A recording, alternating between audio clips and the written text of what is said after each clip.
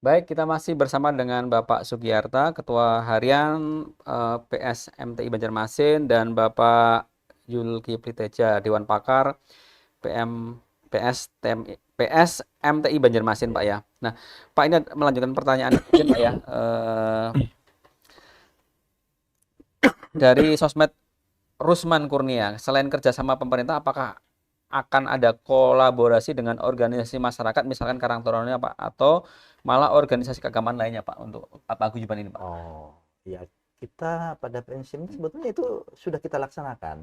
Jadi beberapa organisasi juga kemasyarakatan yang kita sering adakan itu termasuk dengan lembaga kajian keislaman kemasyarakatan Ketiga, ketiga ya, juga dengan Gus Durian juga Gus Durian. ya, Gus Durian, dan kita banyak juga dengan FPK tadi, Forum Pemberdayaan Kebangsaan. Hmm, Jadi kita selalu membuka untuk bisa bekerja sama dengan siapa saja. hmm, Karena ya sesuai dengan esensi kita hadir juga kan, untuk sebagai warga Tionghoa tuh bersama komponen bangsa lainnya, kita Ikutan, sama-sama ya, untuk ikutan memajukan membangun lah. bangsa.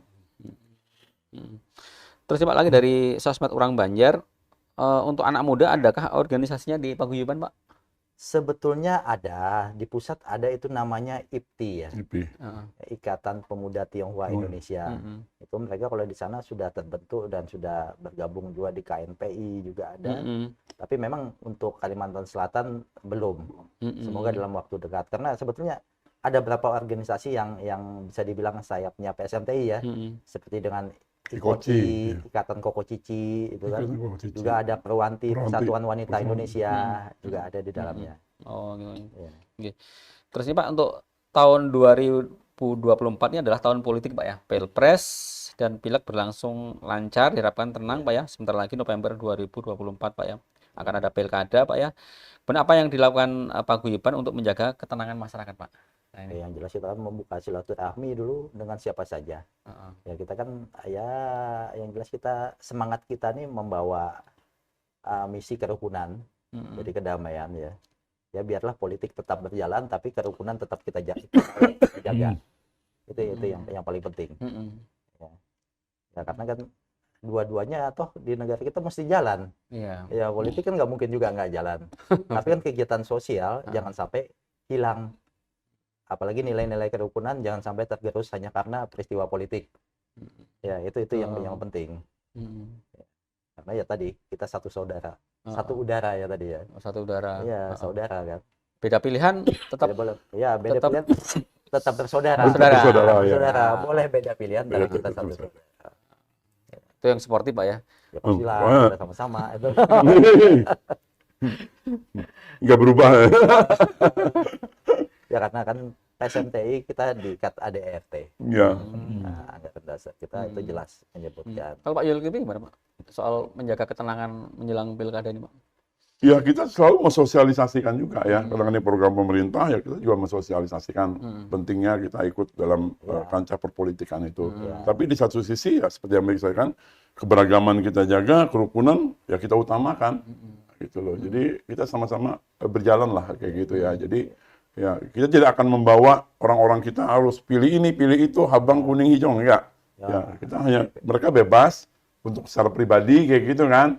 Nah, tapi yang kita jaga, kita minta jaga, tolong ya kan, beragaman kita, hubungan kita dengan lingkungan kita, ya kita jaga kerukunan kita dengan baik gitu. Jangan sampai rusak Jangan karena sampai masalah ya, 5 tahunan nah aja. jangan karena hanya 5 tahunan lalu kita rusak, karena ini merawatnya susah sekali dan biayanya sangat besar gitu loh. Ya, nah kita sudah pernah mengalami kan, sudah kan kayak peristiwa Mei di 1998 itu. 97. Ya 97 juga di Banjarmasin, 98 di Jakarta. Nah, itulah yang menginspirasi bahwa PSMT ini terbentuk kayak gitu loh. Ini, Pak, kalau sebagai organisasi yang memiliki banyak anggota, mungkinkah ada dari calon kepala daerah yang mendekati paguyuban, Pak? Nah, Biasanya ya pasti ada lah, tapi kan nggak membawa nama PSMTI, karena mereka mau silaturahmi ya kita nggak mungkin menolak kan, siapa aja silaturahmi. Ya kan, siapa aja mau silaturahmi, cuma ya bagi semua ya monggo kalau mau ketemu itu loh. Ya nanti kita atur tempat dan waktu umpama, tapi kan ya kita nggak bisa berjanji ya untuk memilih satu siapapun, karena kita ada batasan ya, batasan karena dari ADART kita sudah tegas itu. Kalau Pak Yulkubi gimana Pak? Kalau ada calon kepala daerah yang mungkin pendekatan Pak? Ya, setahu saya sih sampai 4 periode ini ya, tadi seperti yang dikatakan oleh Sugi, ya itu kalau kepala daerah sih nggak ada. Mungkin yang dari partai-partai aja kan, ya gitu. Yang mungkin dari partai-partai. Ya, tadi menjalin hubungan aja Pak. Ya, menjalin hubungan. Kalau mereka ada ngomong sudah mulai ke kiri, ya kita arahkan ke kanan, kayak gitu kan. Bahwa land kami di sini gitu. Nah, kami nggak bisa ngapa-ngapain gitu loh, ya kan. Nah, jadi kayak kita tegas aja gitu loh, ya kan. Land kami di sini, ya kami ini aja. Tapi kalau masalah menjalin hubungan dan lain sebagainya, ya kita nggak jadi masalah. Masalah Pak ya. Ya. Betul. Ya, setahu saya kalau kepala daerah nggak ada Pak. Yang ada tuh cuma ya partai-partai lah kayak gitu. Jadi kalau calon kepala daerah bersilaturahmi nggak masalah Pak? Oh nggak masalah. Kan kita warga, Ya, sama-sama kita- warga ya. daerah juga gitu loh. Ya. Ya kalau mau semuanya didoain, ya kita doain.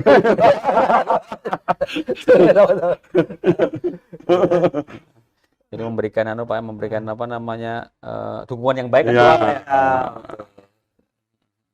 Kita, fungsi kita kegiatan sosial juga apa, ini kan masih banyak ruang. Ya. Nah, politik kan hanya salah satu bagian dari ruang juga Ya. kan. Ya, ruang ketemu dengan masyarakat ini kan luas. Ya, kita masuk di bagian-bagian yang memang perlu ya kita hadir seperti sosial, budaya, karena termasuk budaya itu kan sudah lama tidak semua daerah bisa mengangkat budaya Tionghoa kembali. Ya, di sini kan kita di Banjarmasin memang saudara-saudara kita juga mengangkat, mau juga supaya ini ditampilkan juga ya, supaya kita sama-sama bisa saling mengenal kan. Ada ruang lah, ruang yang kita bangun untuk saling bertemu, silaturahmi kan, itu yang lebih penting. Ya. Nah kalau ini Pak, pengenalan budaya Tionghoa itu nanti bisa nggak digagas dilakukan di misalnya momen hari jadi Pak? Karena di momen hari jadi kan banyak event nih, banyak kegiatan, banyak budaya yang bisa dikenalkan ya, budaya Banjar dan budaya suku lain. Tapi nanti kan dikolaborasikan di situ, bisa nggak? Sebetulnya sudah dilakukan oleh Pemko Banjarmasin loh.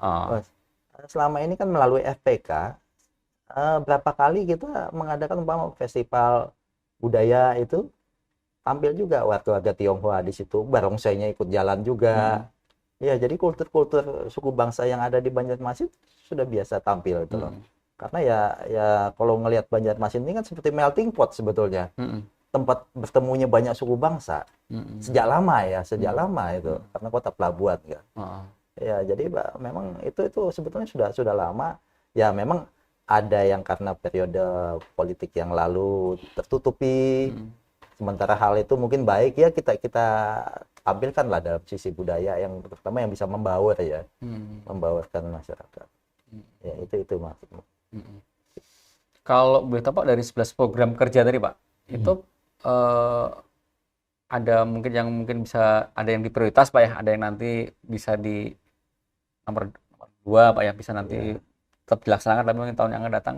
Ya kita memang ini kan kemarin program kerja ada disampaikan juga. Ya kita juga karena keterbatasan ini kan tahun 2024, ini tinggal berapa bulan lagi. Jadi kita memang ada berapa prioritas nanti yang mesti kita prioritaskan. Mungkin yang belum sempat tahun ini bisa tahun 2025, tahun 2025 nanti. Ya, tapi semua kita pengen sih semua seksi yang ada di Kota Banjarmasin itu bisa terakomodir sebetulnya.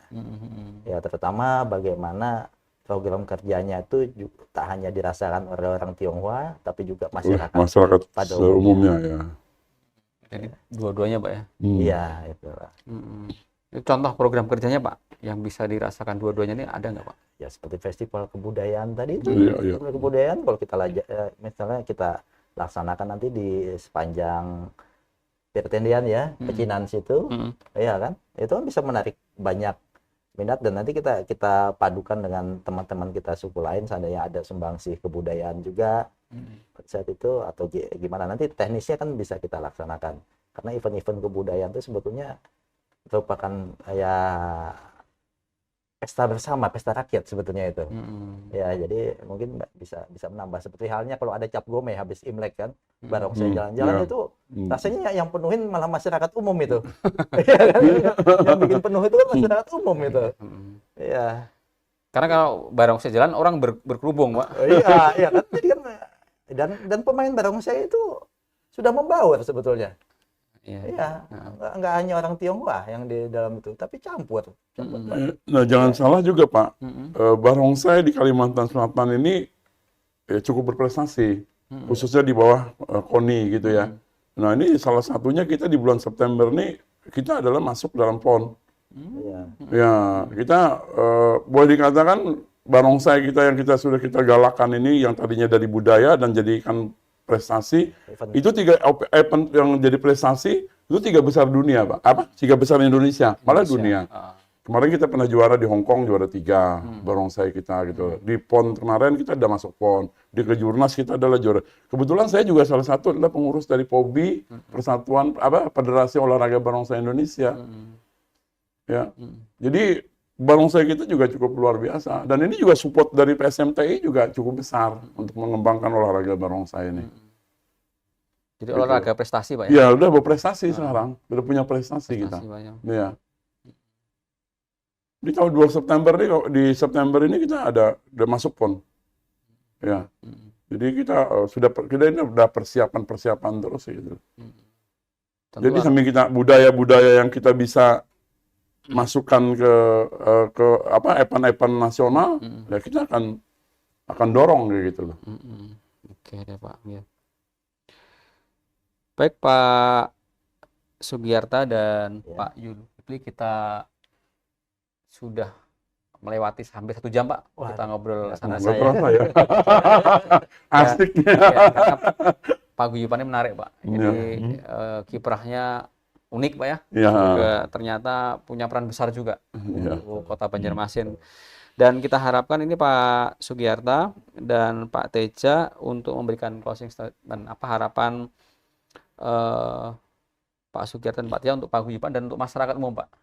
Kami persilakan dulu Pak Sugi. Saya pengen mengangkat sih seperti tema kita pada saat pelantikan kemarin. PSMTI Kota Banjarmasin, rajut kebersamaan dalam membangun Banua. Jadi di situ ada maknanya bagaimana PSMTI Kota Banjarmasin ini kita siap untuk membangun Banua bersama-sama bergandeng tangan dengan saudara-saudara kita yang lain yang ada di Kota Banjarmasin. Ya, nanti ya seandainya kita mengundang teman-teman, ya kita datang juga, kita diundang kita datang juga. Jadi kita bisa kolaborasi lah. Karena banyak bidang sebetulnya di Kota Banjarmasin yang bisa kita kerjakan sama-sama, termasuk bagaimana kita mengangkat pariwisatanya juga. Ya karena Kota Banjarmasin ini kan unik, kota sungai, yang nggak ada duanya juga di Indonesia. Ya. Itu potensi. Kota di belah sungai, Pak ya? Iya, di belah sungai, dan yang belahannya di belah-belah lagi. Iya. Makanya itu hal-hal yang menarik. Tapi kan mungkin ini proyek kita ke depan nanti sama-sama kita garap lah. Ya, kita selalu dapat mengulurkan tangan dan kita sama-sama juga menerima uluran tangan untuk sama-sama bergerak lah. Iya, untuk membangun kita Kota Banjarmasin kita yang sama-sama kita cintai. Betul, Pak, mungkin itu. Baik, Pak Yulkifli, silakan, Pak. Ya, kalau dari provinsi mungkin karena tadi bahasanya tadi Pak merajut kebersamaan dari PSMTI Kota ya kebetulan juga dari provinsi ya mungkin saya di bidang organisasi kebetulan di provinsi dia mengatakan, nah kita akan mendukung dan mensupport rajutannya itu loh, Pak, supaya benar-benar kebersamaan itu kita rasakan di seluruh komponen masyarakat yang ada di Banjarmasin kayak gitu loh, khususnya dan provinsi Kalimantan Selatan pada umumnya, ya. Dan mungkin samping rajutan yang ada nih, mungkin kita akan memperlebar juga rajutan lainnya, Pak. Ya, yang saya maksudkan adalah tadinya kita 6 daerah, ya mungkin kita nanti provinsi akan ada 1 atau 2 daerah lagi. Malah kita bercita-cita di Benua 5 itu ada 1 PSMTI, ya, Benua 5 tapi 1 koordinator PSMTI di sana kayak gitu loh, Pak. Jadi lebih efektif, Pak ya? Ya, di Benua 5. Ini rencananya juga udah lama, Pak. Gitu. Yang kita mau mudah-mudahan di tahun 2025 ini nanti kita bisa kita realisasikan gitu. Jadi PSMTI hadir semua. Nah, jadi ada di sana gitu loh. Ya, karena di sana itu kandangan ada beberapa orang Tionghoa, Amuntai ada beberapa orang Tionghoa, ya. Saya udah survei sana, Pak. Sudah. Di Amuntai ada beberapa orang Tionghoa. Nah, jadi rencana kita justru di Barabaya itu nanti sebagai koordinatornya. yang PSMTI di AST, sana. Pak, ya, Pak, Ya itu yang kita cita-citakan gitu loh. Mudah-mudahan di tahun 2025 ini bisa terrealisasi gitu loh. Baik, Pak. Gini. Ya. Baik, Sobat Bitok, bicara apa saja, kita sudah sampai di penghujung acara. Demikian tadi pemaparan panjang lebar dari Bapak Sugiarta. Beliau adalah Ketua Harian PSMTI Banjarmasin, dan Bapak Zulkifli Teja, Dewan Pakar PSMTI Banjarmasin. Mudah-mudahan yang beliau sampaikan itu bermanfaat bagi masyarakat Kalimantan Selatan dan Banjarmasin. Sekian, terima kasih. Selamat sore. Assalamualaikum warahmatullahi wabarakatuh.